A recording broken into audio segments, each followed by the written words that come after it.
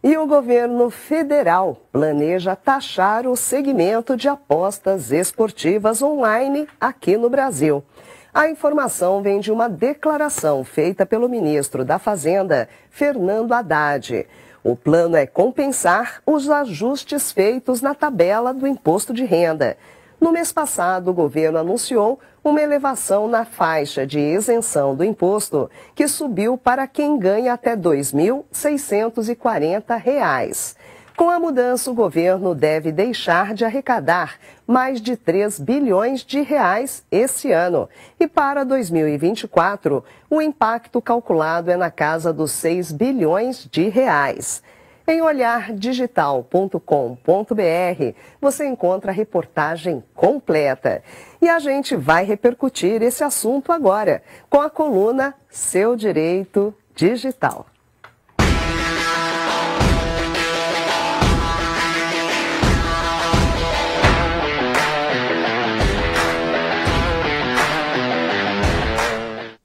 E já temos aqui a presença agradável de Leandro Varenga, por favor.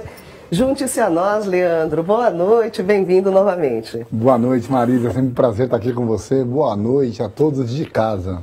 Leandro, vamos falar aqui um pouquinho sobre essa possibilidade, não é? Esse imposto sobre apostas esportivas online. Quem tem dúvida é o leitor Marcelo Fernandes. Ele diz assim: quais são os passos até essa taxação acontecer? O que deve mudar para o consumidor? Vamos lá. Bom, vamos explicar um pouquinho como funciona a regulação de jogos no Brasil, Marisa.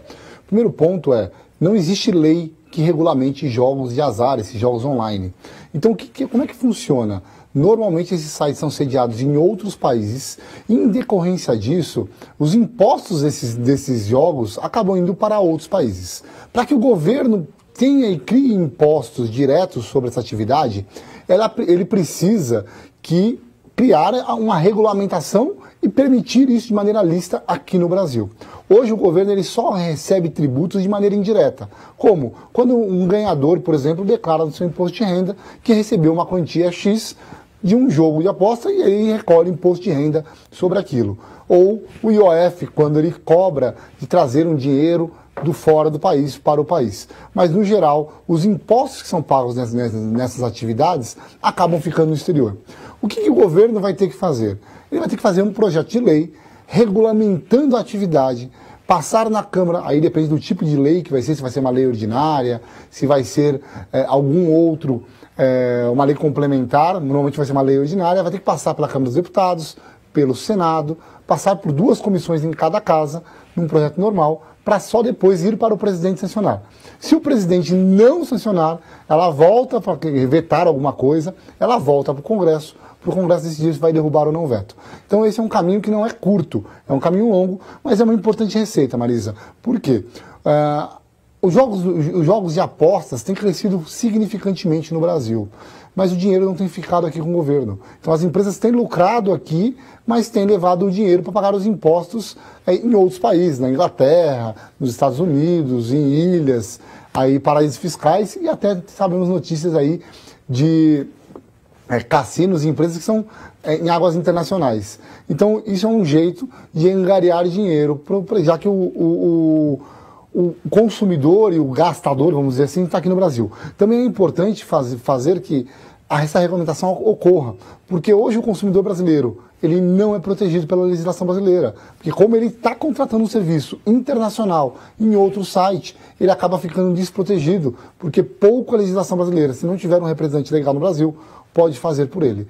Tá? Então é um caminho longo ainda, não é um caminho simples, mas que vai acontecer alguma hora. Tá certo, pois é, são muitos detalhes ainda para serem discutidos e estabelecidos, né, Leandro?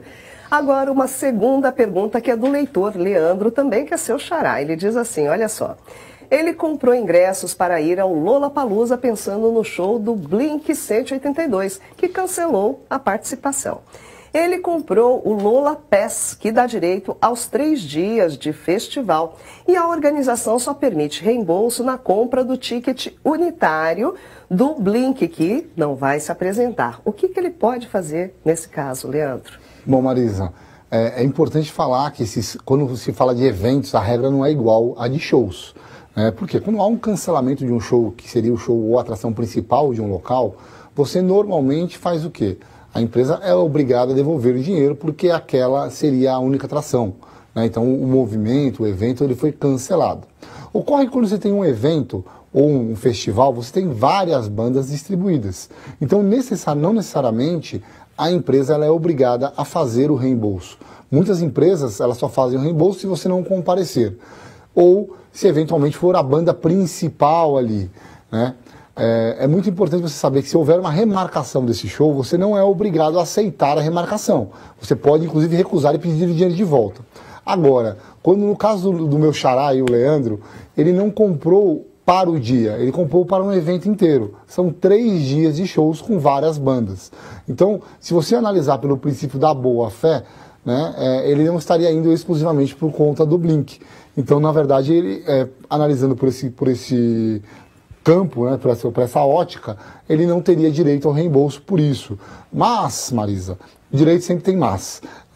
Se ele conseguir demonstrar que ele estava vindo para São Paulo, por exemplo, para vir para este show, e ele acabou comprando os outros dias porque o custo da viagem ficou demasiado e compensaria, já que ele teria que ficar, porque ele se desloca muito, poderia sim ter um entendimento dele ter direito ao reembolso. Eu entrei no site da Lollapalooza para olhar também, porque eu tive algumas reclamações nesse sentido. Ela está falando exclusivamente de devolução dos pacotes unitários, somente para aquele dia. O que eu recomendo que ele faça é que procure o Lollapalooza, faça ali um pedido de reembolso formal, porque ele teria 30 dias para fazer esse pedido de reembolso. Caso o Lollapalooza ele não devolva, entenda que é uma liberalidade dele, ele não fazer isso, ele aí pode procurar os órgãos de defesa do consumidor, ou se ele entender, não, que tem essas provas, eu só iria para lá, essa circunstância mesmo, eu tenho como demonstrar, aí sim ele ia procurar o juizado especial, que ali até 20 salários mínimos ele não precisa de advogado, Marisa. Tá certo, tá aí respondida a sua pergunta, Leandro.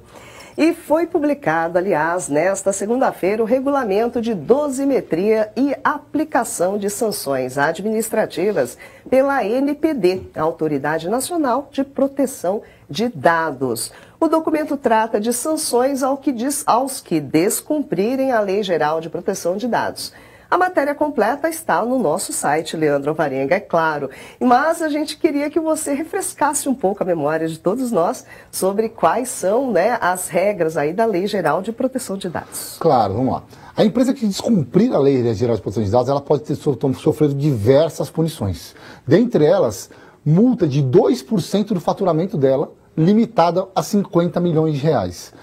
Nós temos outras punições, como também a publicidade do fato, a proibição de tratar dados, determinar que os dados sejam apagados. O que é importante saber sobre isso?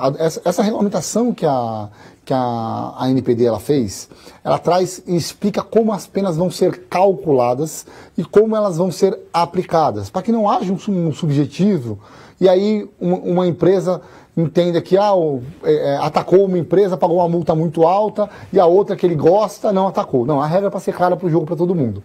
O problema é que a regra ainda não está clara, Marisa. Tem muitos pontos na dosimetria que precisam ser regulados e precisam ser esclarecidos. É muito importante entender que a regra tem que ser muito clara e, infelizmente, alguns pontos ainda da dosimetria foi muito melhorada do primeiro projeto que foi, temos que reconhecer isso. Tem muitos pontos bons, mas existem alguns pontos que são interpretativos. Então, por exemplo, há uma disposição na dosimetria que fala que a ANPD ela pode decidir não aplicar nenhuma das penas da lei e aplicar uma outra. Mas que outra? Qual é o limite dessa outra? Que tipo de penalização ela vai poder aplicar? Isso traz insegurança jurídica. Também tem circunstâncias, por exemplo, Marisa, na dosimetria da pena, que ele classifica as penas em leve, média e grave. Algumas empresas só vão ser penas graves. Por quê? Por exemplo, um dos pontos para classificar uma pena como grave é você ter ganho financeiro com o uso do dado. E aí eu pergunto para vocês, que empresa coleta dados para não usar como ganho financeiro? Só empresas de estudo. E aí, se você parar para pensar que o estudo ele pode ser vendido como um resultado de alguma coisa, também é um ganho financeiro. Quer dizer, praticamente, todos os dados eles acabam, de maneira direta ou indireta, sendo usados para a finalidade da empresa e para ganho financeiro. Então, está muito boa, tá? No geral, no quadro geral, a nível Brasil, está muito boa a regulamentação, mas nós precisamos de algumas coisas mais claras. O que tem acontecido que é interessante também? Muitos pontos ali nessa dosimetria da pena, Marisa, ela traz uma questão um pouco complicada, porque a NPD ela não regulou muitas coisas. Por ela não ter regulado, como que a parte vai saber se ela está cumprindo ou não a norma? Então imagine, por exemplo, não tem as regras muito claras, existe um indicativo de menor no site, mas as regras de incidentes de segurança. A NPD não definiu o prazo, por exemplo, de notificação, quais são os critérios, ela colocou uma sugestão no site dela. Então se ela não regular, como é que ela vai poder punir alguém por não fazer a notificação da maneira certa, se não existe uma regra explicando sobre isso?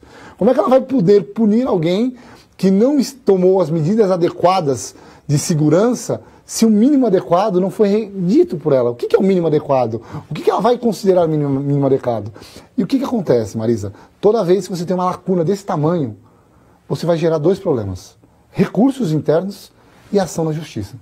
Então, o quanto antes, recomendamos a NPD, torcemos e trabalhamos em apoio a ela, para que ela possa regulamentar os fatos o quanto antes, as coisas mais importantes, e esclarecer as dúvidas das pessoas. Todo mundo precisa entender, né?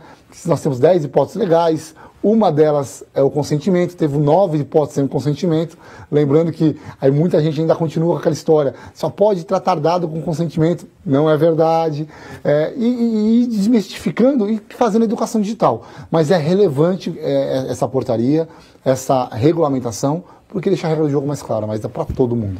Tá certo, é isso mesmo, né, pessoal? Bom, mais uma grande participação, Leandro Alvarenga, muitíssimo obrigado pela sua presença, nos encontramos semana que vem. Muito obrigado, Marisa, e até semana que vem, fique com Deus. Fique com Deus a todos vocês de casa, aguardo vocês semana que vem e mandem suas perguntas. É isso aí, pessoal. Pois é, como vocês já sabem, esse espaço é feito para vocês. Então, aproveitem e usem hashtag Seu Direito Digital e mandem as suas dúvidas em todas as redes sociais do Olhar Digital. Na próxima quinta-feira, Leandro Alvarenga retorna aqui ao vivo, juntinho com a gente, para esclarecer mais algumas dúvidas para vocês. Combinado?